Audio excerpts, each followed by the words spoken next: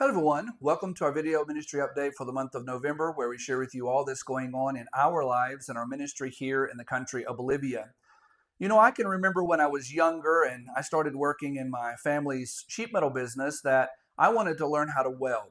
And so I would take the scrap metal and I would put it together and I would try to weld it. And often it ended up with more holes in it than it did weld on it, but that was something that I had to do for some time before they actually allowed me to weld on one of the job sites or one of the projects that we were working on. It was that practice over and over and over that prepared me for the real thing when it was all said and done. At the end, I became a full-time welder, knew how to weld many different types of metal, different types of welding, but it was that practice each time that helped me to become better and better and ready to do that welding on the job. A similar thing takes place when it comes to the men that we're working with and helping prepare for the ministry. We try to give them opportunities to go out and practice the ministry and learn from their experiences and put into practice the things that they've been learning. We've had an opportunity recently with one of the men that we've been training to be able to go out and have that practice. A man that we've been working with named Gotti, or as we would say in English, Gary.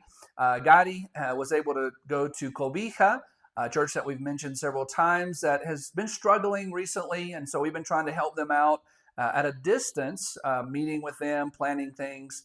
But Gotti was able to go there, and he's going to be there for probably 3 or 4 months to try to help out, to encourage, and maybe try to get things back going again. And he's been really busy and already in lots of activities in the church.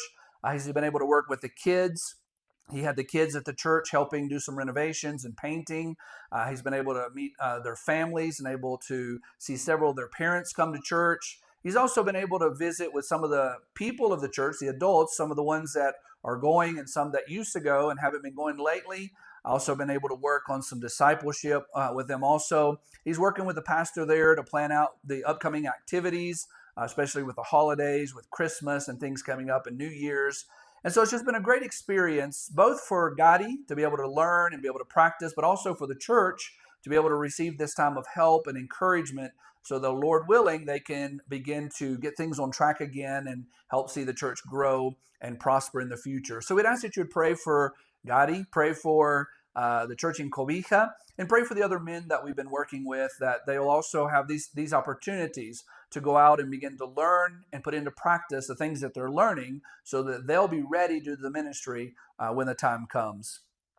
This past month, I was also able to make a short or a quick visit to Pastor Juan Alamet in Santa Cruz and the church that he's working with there. This was their anniversary. It was their 6th anniversary, although Pastor Juan has only been there for just a couple of months. And so I was able to travel to Santa Cruz for the Sunday and be there for their anniversary service. And the Lord really blessed. We were able to see a great group that came for the services. Also several visitors, first-time visitors that were there. And so it was just a great time, and I think a great encouragement to them during their anniversary. But I ask that you'd continue to pray for Pastor Juan and his family. Pastor Juan is still struggling a little bit with his health. He's getting better and better as the time goes on, but he has some setbacks every once in a while and a few difficulties with that. But also, Pastor Juan actually still lives here in Cochabamba with his family. His children are in school here, so it was difficult for him to just uproot them and take them there to Santa Cruz at the beginning. And so he's been having to travel on the weekends, travel from here to Santa Cruz, which is a trip by bus about 12 to 14 hours sometimes. And that is if the roads are open and there's no problems. And so recently we've been having some major strikes here in Bolivia, roadblocks, unfortunately because of political problems. And so Juan has not even been able to make it to Santa Cruz. And so he was missing quite a few of the services. And so with the help of missionary Robert Murray, the one that started the church, we've been able to help Juan fly. Tickets are very cheap to fly from here to Santa Cruz, and it's only a 40-minute flight, 45-minute flight compared to 14 hours on a bus. And so we've been able to help him go, especially for that anniversary service and then a couple of services. But this is obviously something that we can't do long term. So we're really praying that God would work in the situation here in our country, that we would be able to see the roadblocks lifted so that he would be able to travel. And then Lord willing, close to the end of the year, maybe this month, next month, when his kids finish school, Their goal is to move to Santa Cruz, and they'll be there permanently.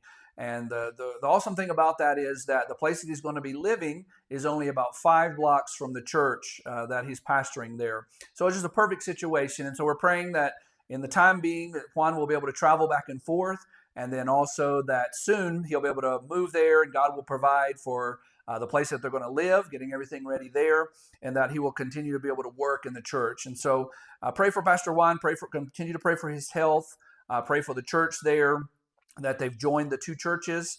When I was there, they had people from both churches, and so that was really exciting to see how they've come together and they're forming this church that Juan and his family are going to be working at. So here are a few special prayer requests that if you could pray for. Obviously, pray for Gotti and the church in Cobija that he's helping out. Pray that the Lord would bless and the Lord would help the pastor that's there.